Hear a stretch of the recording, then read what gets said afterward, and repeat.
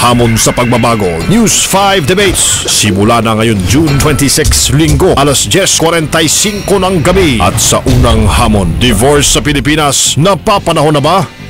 Sa TV5.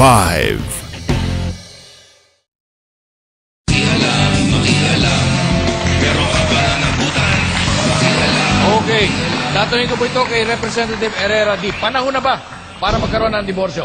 Hindi talaga siya napapanahon. Katulad ng sinasabi kanina ni Kong Colmenares, marami ang naabuso, maraming naape ng mga kababaihan. Tandaan natin, we have violence against women. May recourse, may remedy silang pwedeng takbuhan.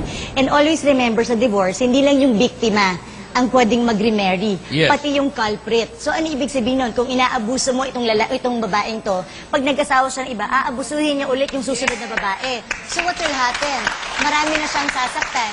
We are just giving them license. Actually, yung argument na yan, sa legal separation, and of course, sa annulment, ganun din ang mangyayari, di ba? Kung susundan mo yung argument. Kasi na-annul na, pwede na rin abusuhin.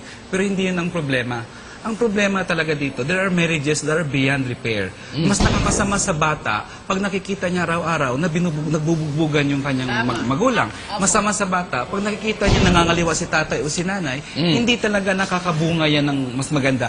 Yung Pilipinas, hindi ito pag may divorce law na everybody will want divorce. Ang mga Pilipino, hindi ganun. Unang statement ng bill, ang sabi nila, underpinning this proposal is a commitment to the policy of the state to protect and strengthen marriage. Yeah. Kung ito po yung underpinning ng bill na yon, eh bakit mo atakihin ang pundasyon ng isang bansa na ito ang magbibigay lakas para sa kanya? Okay, Representative De Jesus, is this anti-constitution? As much as you recognize abusive marriages, we recognize also good marriages. Parang ano yan gamot, no? Kung kailangan mo, may sakit kang ganito at kailangan mo yung isang particular gamot, doon mo lang naman gagamitin. Ibig sabihin, kung ang pamilya ay maayos at kung ang pamilya ay nabubuhay, na nandoon ang pagmamahalan, nandoon ang suporta, yung sangkap na sinasabi sa ating saligang batas din, ano nga ba ang dapat na marriage? Pero maraming factor sa ating lipunan na nag-uuk-uk at nagwawasak na ng pamilya. Kaya yung sa mga pamilyang ang tingin natin ay nagkakaroon na ng hindi pagkakaunawaan, nagkakaroon na ng life-threatening situation lalo na sa kababaihan, dapat may remedy sila na makakaalis sila sa ganoong sitwasyon. Okay, yung bang lunas, divorce? Anong kasabihan? Sabihan tayo ng mag-aasawa, hindi raw parang kanin, na kapag ikaw ay napaso, iluluwa mo. Kagaya rin nung ehemplo mo kanina, na kailangan ng gamot. Hindi ko mapait yung gamot, iluluwa mo na kagad. Hindi ganun Nung kayo ay nagsusumpaan kahit na sa hirap at ginhawa, sa karamdaman at kalusugan, nagkaroon lang kayo ng konting mabigat na problema Hindi ba dapat dito naaarok kung gaano kayo katapat sa bawat isa? Dapat bigyan muna ng... Sige, mawalang galang ka lang. Diba? Walang galang na po, sir. Ano po? Ako, parang pakiramdam ko lang, kung halimbawa ako yung nandun sa marriage, di ba nag-asawa ako, masaya kami, bonggang-bongga, pati lahat, ang sex life namin, bongga. Biglang ang asawa kong pinagkatiwalaan ko ng puso at buhay ko, kasama ang puso at buhay ng mga anak ko, nangaliwa. Sinaktan ako, nabuking ko, nahuli ko, syempre, machismo nga siya.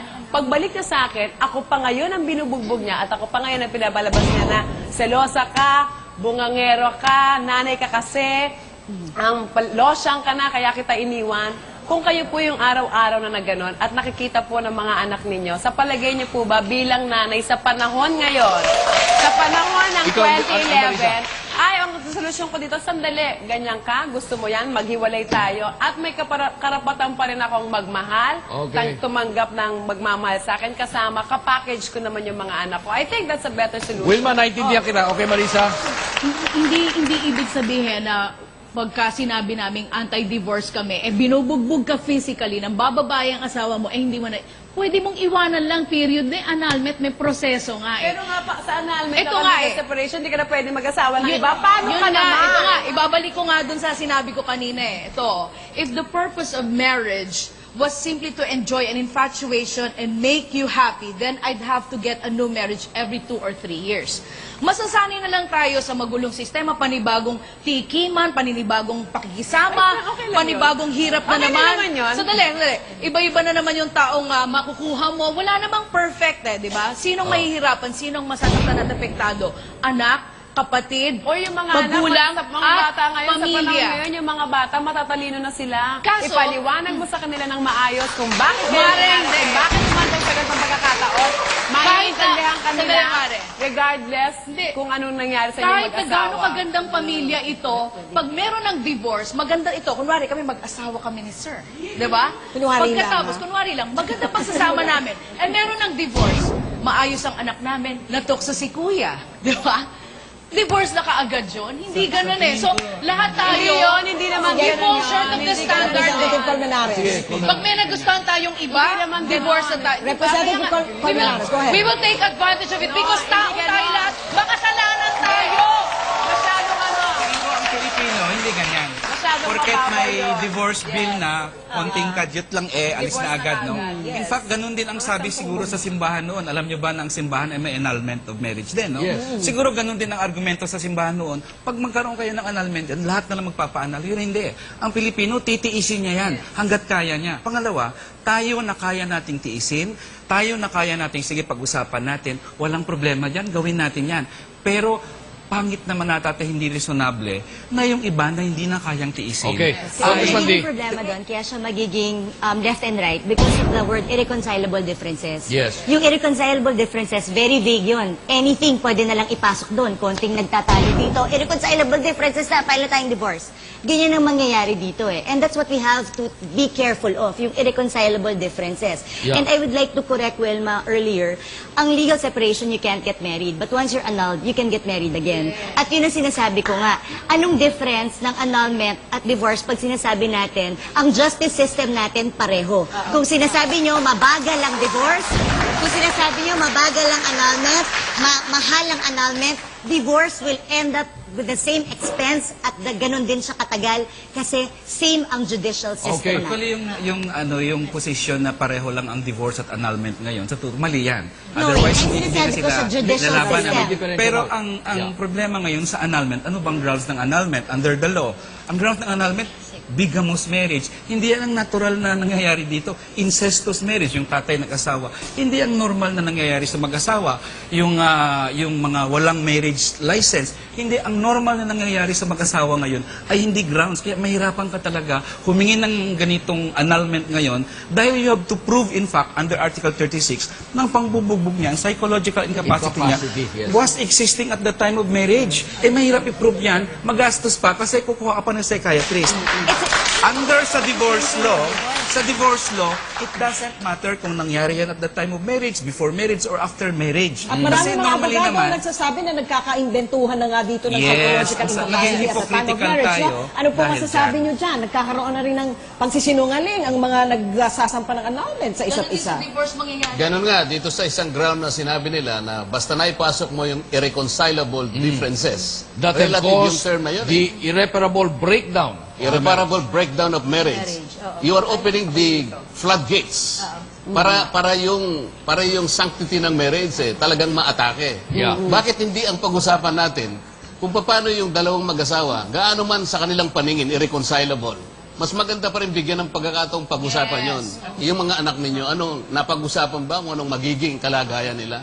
Yung extended families. Dapat tingnan ninyo, hindi lamang yung babae at lalaki na gustong magdiborsyo dahil gusto lang nilang mawala ang isa't isa. Yun ay parang sakim. Parang makasariling approach yan Dapat bang isusog ang konstitusyon, ang saligang batas po dito?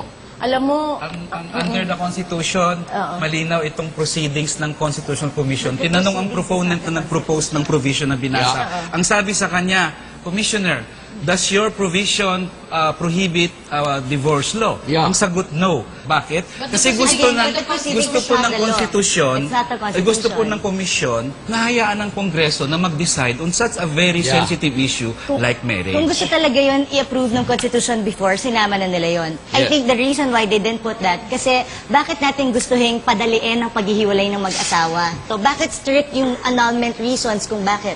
Because we want couples to work things out dahil ito yung sanctity ng married life eh. You have to reconcile your differences. Okay. Kailangan na pag-uusapan ninyo kung ano ito. Dali lang, At ngayon hindi narinig give na up natin ang mga argumento ng magkabilang panig. Tatanungin natin ang ating undecided group, panahon na ba para ipasa ang divorce bill sa Pilipinas? Yan. Wala pa. At ang resulta, 33% ang nagsabing oo, panahon na. 67% ang nagsabing hindi pa panahon para sa divorce. May legal separation at annulment na, pero bakit pa nga ba kailangan pa ng diborsyo? Yan po ang ating babalikan sa pagbabalik ng Hamon sa Pagbabago, The News 5 Debate.